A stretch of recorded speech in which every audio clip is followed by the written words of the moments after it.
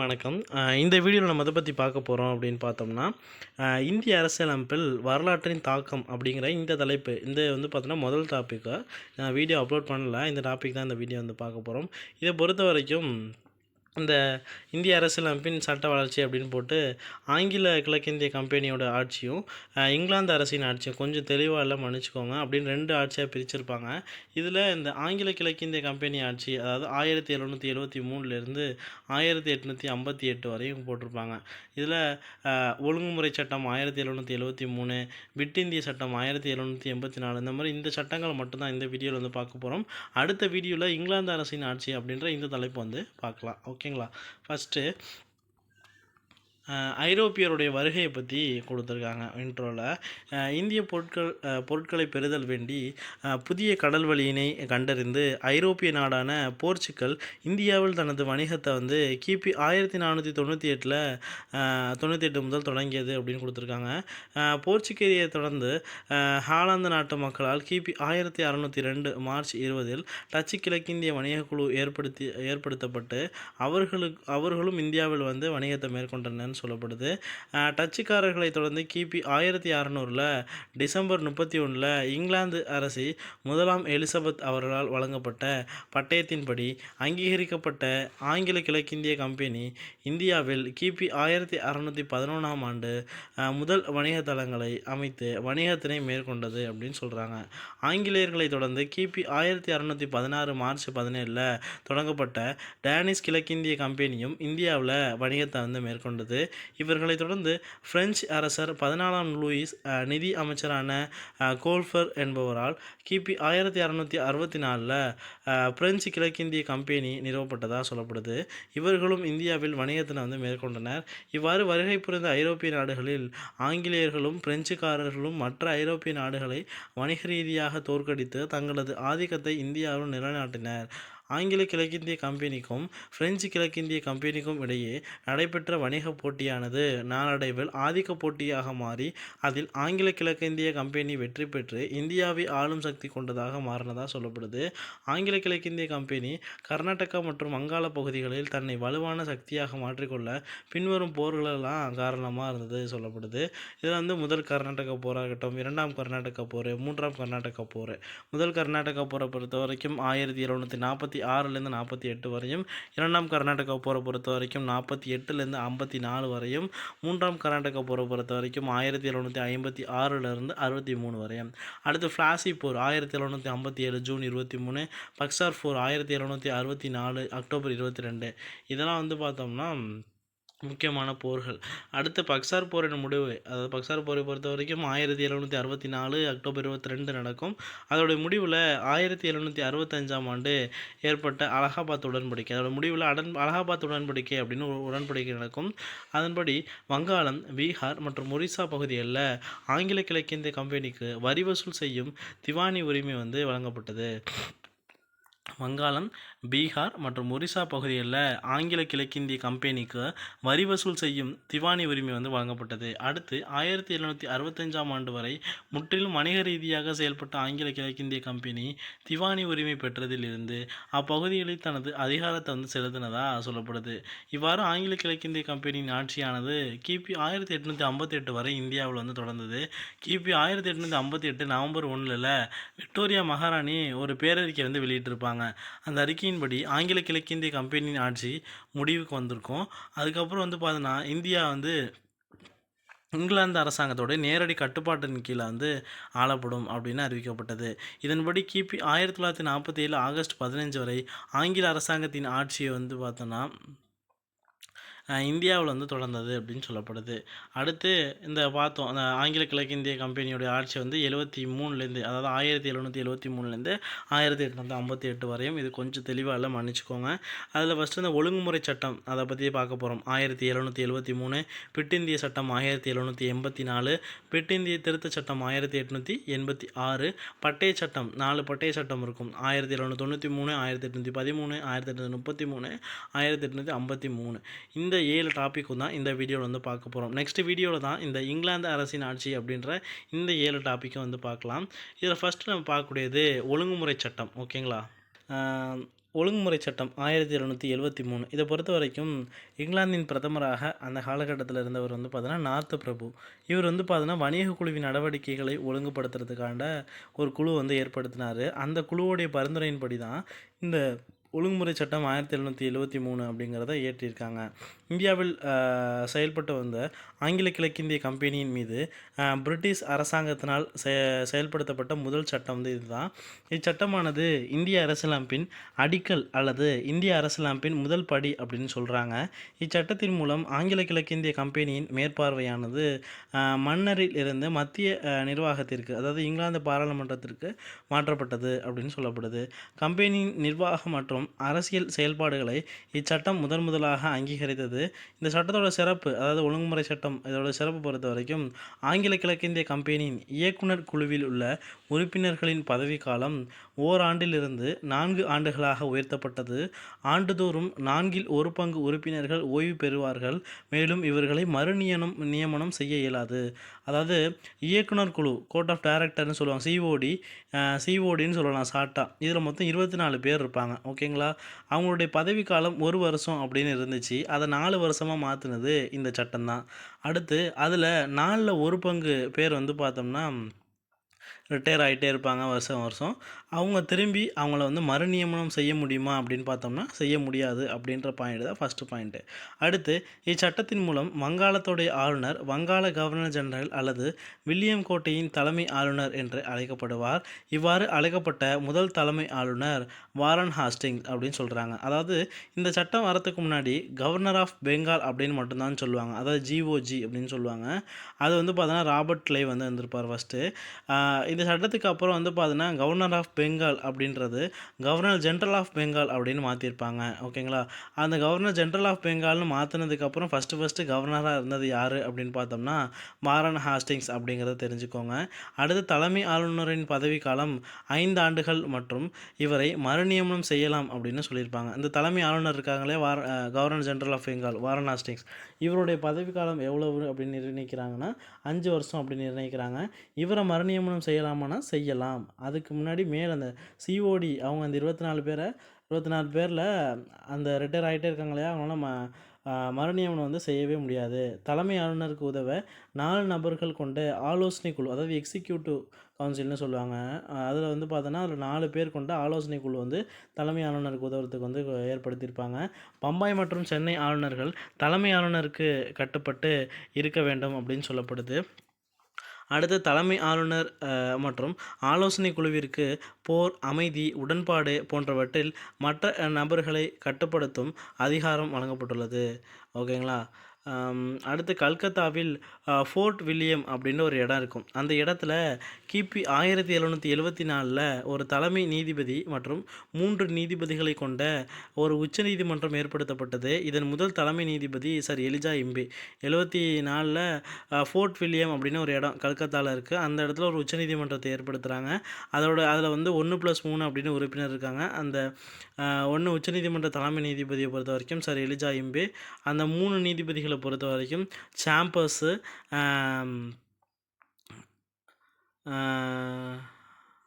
ஹைடி, இன்னொருத்தவங்க யாருன்னு தெரில. ஓகேங்களா? லேம்ஸ்டர்னு நினைக்கிறேன் அவங்க பேர். இந்த 3த்தையும் நோட் பண்ணிக்கோங்க. அடுத்து வந்து பார்த்தோன்னா அவ்வளோதான். இதில் பாயிண்ட்டை பொறுத்த வரைக்கும் அவ்வளோதான் இருக்கும்.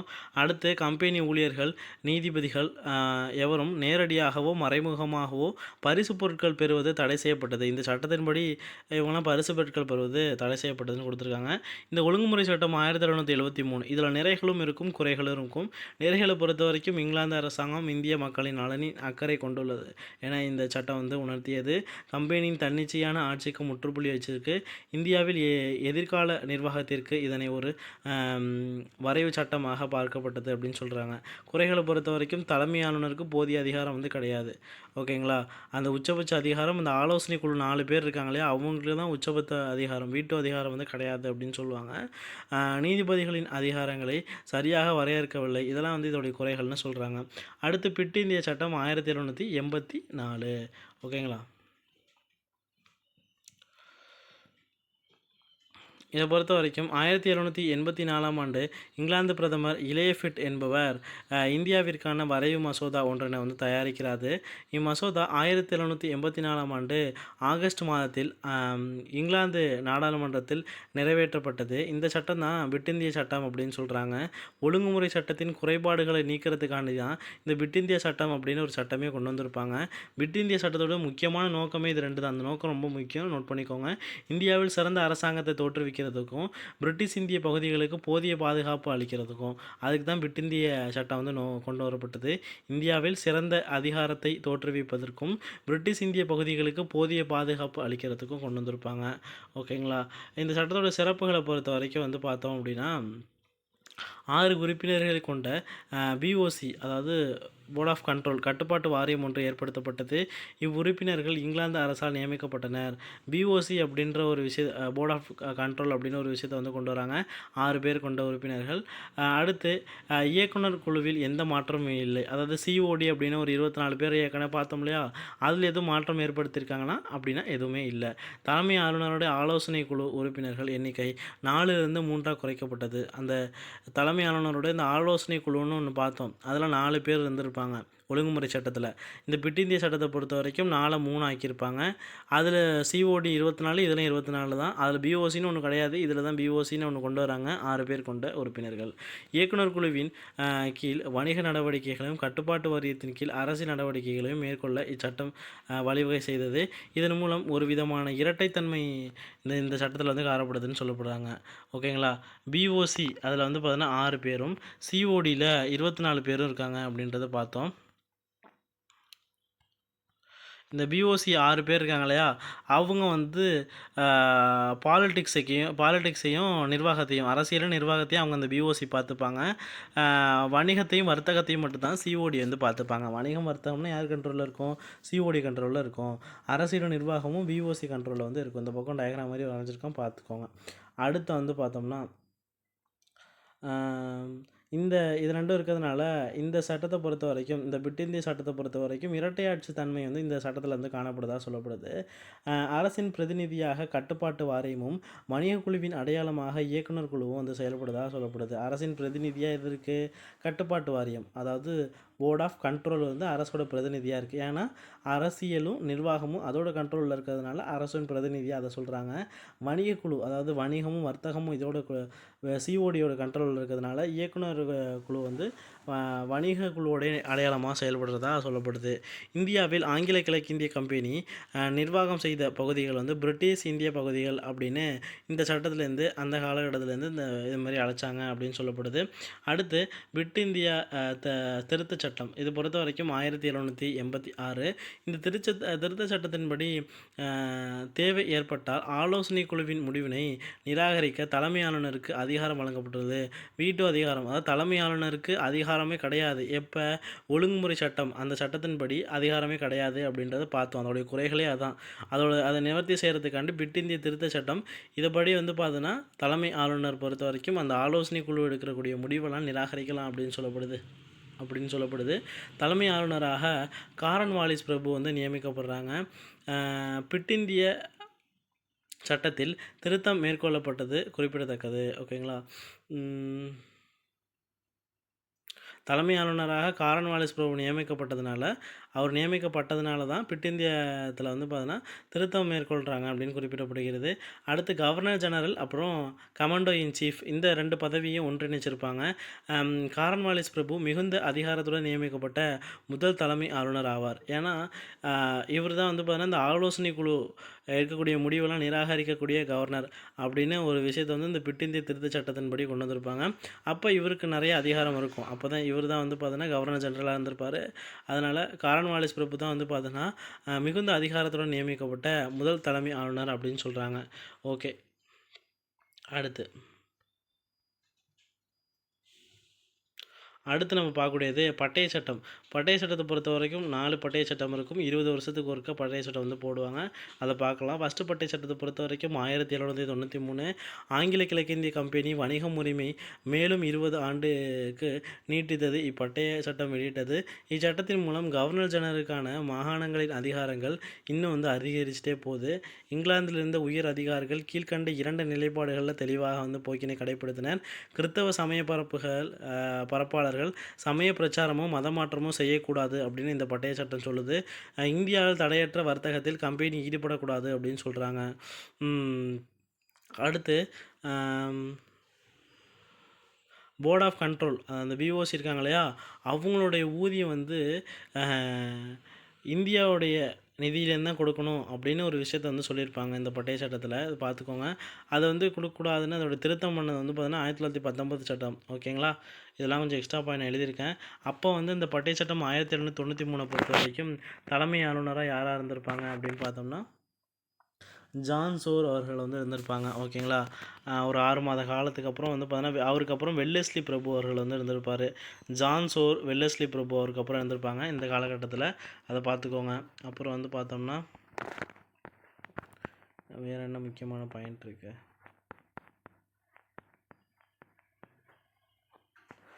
இந்த மேல் அந்த பிட்டிந்திய திருத்த சட்டம் பிட்டிந்திய சட்டம் இருக்கு இல்லையா 1784, அதில் வந்து பார்த்தோன்னா இராணுவத்தையும் குடிமைப்பணியையும் பிரிச்சிருப்பாங்க. அது ஒரு எக்ஸ்ட்ரா பாயிண்ட்டு, அதை நோட் பண்ணிக்கோங்க இந்த புக்லேயே. அவ்வளோதான். இந்த பட்டய சட்டம் 1 பார்த்தாச்சு. அடுத்த பட்டய சட்டம் 2 1813 ஆங்கில கிழக்கிந்திய கம்பெனியின் வணிகம் உரிமை மேலும் 20 ஆண்டுகள் நீட்டித்தது பட்டய சட்டம் வெளியிடப்பட்டது. கிழக்கிந்திய கம்பெனியின் ஏகபோக வர்த்தக முடிவுக்கு கொண்டு வரப்பட்டது. தேயிலை வணிகம் மற்றும் சீனாவுடனான வணிகம் தடை செய்யலை, மற்றதெல்லாம் வந்து தடை செஞ்சுருப்பாங்க. இச்சட்டம் ஆண்டிற்கு 1 லட்சம் ரூபாய் என வந்து இந்தியாவில் கல்வி மேம்பாட்டிற்காக ஒதுக்கியதுன்னு சொல்கிறாங்க. கிறித்தவ அமைப்புகள் மதத்தினை பரப்புவதற்காக பிரிட்டிஷ் இந்தியாவில் நுழைவதற்கு அனுமதி வழங்கியிருக்காங்க. ஆங்கில நாட்டு வியாபாரிகளும் மத போதகர்களும் கட்டுப்பாட்டு வாரியத்தின் அனுமதியோடு இந்தியாவில் வசிக்க அனுமதிக்கப்பட்டனர். கம்பெனியின் இந்திய வருமானத்தை எவ்வாறு செலவிட வேண்டும் என விதிமுறைகள் நிர்ணயிக்கப்பட்டது. கம்பெனியின் இராணுவ செலவிற்கு உச்சவரம்பு நிர்ணயிக்கப்பட்டது. அரசு பணி இராணுவ பணிக்காக பயிற்சி நிறுவனங்கள் நிறுவப்பட்டு அதனை மேற்பார்வை குழுவின் கட்டுப்பாட்டின் கீழ் கொண்டு வரப்பட்டது அப்படின்னு சொல்கிறாங்க. இந்த 1813 பொறுத்த வரைக்கும் மோனோபோலி அப்படின்றதை ஒழிச்சிருப்பாங்க, சீனா மற்றும் டீயை தவிர. அடுத்து வந்து பார்த்தீங்கன்னா 1 லட்சம் ரூபாய் எஜுகேஷனுக்காக ஒதுக்கியிருப்பாங்க. மதம் அதை வந்து பரப்பலாம் அப்படின்னு சொல்லியிருப்பாங்க. மேலே வந்து அங்கே பரப்பக்கூடாது, அதாவது பட்டய சட்டம் 1 பொறுத்த வரைக்கும். அடுத்து இராணுவத்துக்கு வந்து பார்த்தீங்கன்னா உச்சவரம்பு, அந்த செலவு வந்து உச்சவரம்பு அப்படின்றது ஃபிக்ஸ் பண்ணியிருப்பாங்க. அதோட செலவை குறைச்சிட்டு கல்விக்கான செலவை 1 லட்சம் கொண்டு வந்துட்டாங்க அப்படின்னு அவங்க வச்சுக்கோங்க. அடுத்து பட்டய சட்டம் 3. அடுத்து இந்த 2வது பட்டய சட்டம் இருக்கு இல்லையா, இதுலேயும் அந்த கவர்னராக இருந்தது யார் அப்படின்னு கேட்கலாம். இதில் ஃபஸ்ட்டு மின்டோ 1 இருந்திருப்பார். அடுத்து வந்து பார்த்தோன்னா ப்ராஹிஸ் ஹாஸ்டிங்ஸோ ஒருத்தர் இருந்திருப்பார்னு நினைக்கிறேன். அவர் பேர் சரியாக தெரில, நான் பார்த்து சொல்கிறேன். அடுத்து வந்து பார்த்தீங்கன்னா பட்டய சட்டம் 1833. இதை பொறுத்த வரைக்கும் ஆங்கில கிழக்கிந்திய கம்பெனி, அது வேண்டாம், அந்த ஃபஸ்ட்டு பாயிண்ட் வேண்டாம். 2வது பாயிண்ட்டு, வங்காள கவர்னர் ஜெனரல் இந்தியாவில் கவர்னர் ஜெனரல் என்று அழைக்கப்பட்டார். அதாவது வங்காளத்தில் கவர்னர் ஜெனரல் ஜிஜிபிஐன்னு சொல்கிறோம் இல்லையா, GG governor general of Bengal அப்படின்னு சொல்கிறோம், பின்னு சொல்கிறோம் இல்லையா, அதை GGI governor general of India அப்படின்னு மாற்றிருப்பாங்க. அது எப்போனா இந்த பட்டய சட்டம் 1833. அவ்வாறு இந்தியாவில் கவர்னர் ஜெனரல் என்று அழைக்கப்பட்ட முதல் நபர் யாருன்னா William Bentinck. Governor general of இந்தியான்னு ஃபஸ்ட்டு யாரை அழைச்சிருப்பாங்க, வில்லியம் பென்டிங் அழைச்சிருப்பாங்க. தலைமை ஆளுநரின் ஆலோசனை குழுவில் 4வது சட்டப்பணிக்காக ஒரு உறுப்பினர் சேர்க்கப்பட்டார். அவ்வாறு சேர்க்கப்பட்ட முதல் சட்ட உறுப்பினர் மெக்காலே பிரபு. ஓகேங்களா, ஏற்கனவே வந்து பார்த்தோன்னா ஒழுங்குமுறை சட்டத்தில் பொறுத்த வரைக்கும் ஆலோசனை குழுவில் 4 பேர் வந்து இருப்பாங்க. அதை வந்து பார்த்தோன்னா பிட்டிந்திய சட்டத்தில் வந்து பார்த்தோன்னா 4 3 ஆக்குவாங்க. பிட்டிந்திய சட்டத்தில் தானே 4 3 ஆக்குவாங்க. ஒரு நிமிஷம், ஆமாம், பிட்டிந்திய சட்டத்தில் வந்து பார்த்தோன்னா 4லேருந்து 3 ஆக்குவாங்க. அடுத்து அந்த பட்டய சட்டம் 33 வந்து பார்த்தோன்னா அந்த 3 பேரில் எக்ஸ்ட்ரா ஒன்று சேர்த்து 4 திரும்பி ஆக்கிடுவாங்க. அந்த 4 பேரில் 3 பேர் எப்படி இருப்பாங்கன்னா சிவில், மிலிட்ரி மற்றும் ரெவின்யூ, இந்த 3 பேர். எக்ஸ்ட்ரா ஒருத்தர் லா மெம்பர், அந்த லா மெம்பர் தான் மெக்காலே அவர்கள் வந்து சேர்த்திருப்பாங்க. ஓகேங்களா, அதை பாருங்கள். அவ்வாறு சேர்க்கப்பட்ட முதல் சட்ட உறுப்பினர் மெக்காலே பிரபு. 1800 அடுத்து பம்பாய் மற்றும் சென்னை ஆளுநர்கள் தங்களது சட்டம் இயற்றும் அதிகாரத்தினை வந்து இழந்திருப்பாங்க. 1833ஆம் ஆண்டு பட்டய சட்டத்தின்படி இந்திய குடிமைப்பணி உருவாக்கப்பட்டதுன்னு சொல்லப்படுது. இந்திய குடிமைப்பணி வந்து அப்படின்றது இந்த 1833 பட்டய சட்டத்தின்படி தான் உருவாக்கப்பட்டது. குடிமைப்பணிக்கு நபர்களை தேர்வின் மூலம் தேர்ந்தெடுக்கும் முறை வந்து அறிமுகப்படுத்தப்பட்டது. குடிமைப்பணிக்கு நபர்கள் வந்து தேர்வின் மூலமாக தேர்ந்தெடுக்கக்கூடிய முறை வந்து உருவாக்கியிருப்பாங்க. ஆங்கில கிழக்கிந்திய கம்பெனிக்கான சீன வணிக உரிமை வந்து தடை செய்யப்பட்டதாக சொல்லப்படுது. 1835ஆம் ஆண்டு எல்லாமே இதில் தடை செஞ்சுருப்பாங்க. அதிலலாம் சீனா டீக்கெலாம் அனுமதி கொடுத்துருப்பாங்க. மேலெல்லாம் இதில் எல்லாத்துலேயுமே தடை வச்சுருப்பாங்க. 1835ஆம் ஆண்டு ஆங்கிலம் இந்தியாவில் ஆட்சி மொழியாக மாற்றப்பட்டது. அதற்கு முன்னாடி வந்து பார்த்தீங்கன்னா பாரசீக மொழி வந்து ஆட்சி மொழியாக இருந்தது. இதுவரை கட்டுப்பாட்டு விதிகள் என்று அழைக்கப்பட்ட அனைத்தும் வந்து சட்டங்கள் அப்படின்னு அழைக்கப்பட்டது. இங்கிலாந்து பிரதமராக கிரே பிரபு இருந்த காலகட்டத்தில் 1832ஆம் ஆண்டு முதல் சீர்திருத்த சட்டம் இயற்றப்பட்டது. இச்சீர்திருத்த சட்டத்தின் பின்னணியில் உருவாக்கப்பட்டது இந்த 1833ஆம் ஆண்டு பட்டய சட்டம் அப்படின்னு சொல்லப்படுது. அடுத்து வந்து பார்த்தீங்கன்னா இந்தியாவில் குடியேறும் ஐரோப்பியர்கள் தங்களை பதிவு செய்து கொள்ள வேண்டும். மேலும் அவர்கள் இந்தியர்களுக்கு எவ்வித இடையூறும் தருதல் கூடாது என வலியுறுத்தப்பட்டதுன்னு சொல்லப்படுது. பம்பாய், கல்கத்தாவில் கிறிஸ்தவர்களின் நலனுக்காக பிஷப்புக்கள் நியமிக்க செய்யப்பட்டனர் அப்படின்ற மாதிரி சொல்லப்படுது. அடுத்து வந்து பார்த்தீங்கன்னா பட்டய சட்டம் 4 அதாவது 1853 ஆங்கில கிழக்கிந்திய கம்பெனியின் சலுகை வழங்கும் அதிகாரம் வந்து நீக்கப்பட்டது. 1853ஆம் ஆண்டு பட்டய சட்டமானது கம்பெனியின் அதிகாரத்தினை பிரிட்டிஷ் மன்னருக்கு மாற்றுவதற்கான வழியை வகுத்தது என கூறலாம். வங்காள சட்டமன்றம் இந்திய சட்டமன்றமாக மாற்றம் பெற்று திகழ்ந்ததுன்னு சொல்லப்படுது. இந்த சட்டத்தோட சிறப்பு பொறுத்த வரைக்கும் இச்சட்டமானது பாராளுமன்ற முடிவு வந்து நிறுவியது. இச்சட்டமானது தலைமை ஆளுநர் முடிவில் நிர்வாக செயல்கள் மற்றும் சட்டசபை செயல்கள் என்று தனித்தனியாக பிரிப்பதற்கு வழிவகை செய்யப்பட்டது அப்படின்னு சொல்லப்படுது. பாராளுமன்ற முறை அதாவது பார்லிமெண்ட்ரி சிஸ்டம் அப்படின்னு ஒரு சிஸ்டம் வந்து இந்த 4வது பட்டய சட்டத்தின்படி கொண்டு வந்திருப்பாங்க. அதன்படி வந்து பார்த்தோன்னா நிர்வாகம், சட்டசபை அப்படின்னு ரெண்டுத்தையும் பிரிச்சிருப்பாங்க. 1854 மெக்காலே குழுவின் பரிந்துரையின்படி வந்து பார்த்தோன்னா குடிமைப்பணிக்கான தேர்வு செய்யும் அந்த பொது தேர்வு முறை அப்படின்றத அறிமுகப்படுத்தியிருப்பாங்க.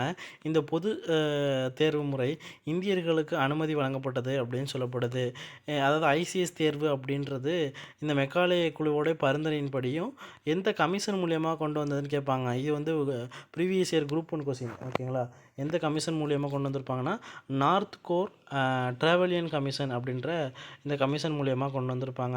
அடுத்து வந்து பார்த்தோன்னா ஆளுநரின் குழுவில் மேலும் 6 புதிய உறுப்பினர் அதாவது இந்த ஆலோசனை குழுவில் ஏற்கனவே 4 பேர் இருப்பாங்க. அதனில் +6 எக்ஸ்ட்ரா ஒரு 6 பேர் சேர்த்துருப்பாங்க. அந்த 6ல் 4 பேரை பொறுத்த வரைக்கும் எப்படி இருப்பாங்கன்னா 4 உறுப்பினர்கள் சென்னை, பம்பாய், வங்காளம் மற்றும் ஆக்ரா பகுதியை சேர்ந்தவங்க அப்படின்னு சொல்கிறாங்க. சென்னை, மும்பை ஓகே, பெங்கால், அடுத்து ஆக்ரா பகுதியை சேர்ந்தவங்க. அடுத்து ஆங்கில கிழக்கிந்திய கம்பெனியின் பட்டயமானது நாடாளுமன்றம் விரும்பும் வரை நீட்டிக்கப்படும். இத்தனை ஆண்டுகள் என கால நிர்ணயம் செய்யப்படவில்லை. அடுத்து வங்காள நிர்வாகத்தினை மேம்படுத்துவதற்கும் மேற்பார்வையிடும் தனி ஆளுநர் நியமனம் செய்யும் முறை நடைமுறைப்படுத்துது. வங்காளத்துக்கு மட்டும் நிர்வாகத்தை செய்கிறதுக்கு மட்டும் தனி ஆளுநர் கவர்னர் ஜெனரல் ஆஃப் இந்தியா மொத்தமாக இந்தியாவுக்குன்னு ஒன்று கொண்டு வந்திருப்பாங்க. இருந்தாலுமே வங்காளத்துக்கு மட்டும் இந்த மேம்படுத்துவதற்கான துணை ஆளுநர்னு சொல்லலாம். அவங்களுக்கு ஒரு ஆள் வந்து பார்த்தோன்னா இந்த 4வது பட்டய சட்டத்தின்படி கொண்டு வந்திருப்பாங்க. ஓகேங்களா? இந்த பட்டய சட்டத்தின்படி வந்து பார்த்தோன்னா ஆளுநராக இருந்தது யார் அப்படின்னா டல்ஹௌசி பிரபு. அதை தெரிஞ்சுக்கோங்க. அவ்வளோதான். இதை பார்த்துக்கோங்க. அது first governor general of Bengal அப்படின்னு 1873 வந்து கொண்டு வந்திருப்பாங்க. அடுத்து கவர்னர் ஜெனரல் ஆஃப் இந்தியா அப்படின்னு 1833 அதை வந்து வைஸ்ராயை மாற்றினது. அடுத்து 1858 அதை பற்றிலாம் அடுத்தடுத்த வீடியோவில் வந்து பார்க்கலாம். ஓகே, இது முடிஞ்சிருச்சு. அடுத்த வீடியோவில் இங்கிலாந்து அரசின் ஆட்சியை வந்து பார்க்கலாம். ஓகேங்களா? இது போல் வீடியோஸ்லாம் நீங்கள் தொடர்ந்து தெரிஞ்சுக்கணும்னு நினச்சிங்கன்னா மறக்காம நம்ம சேனலை சப்ஸ்கிரைப் பண்ணி வச்சுக்கோங்க.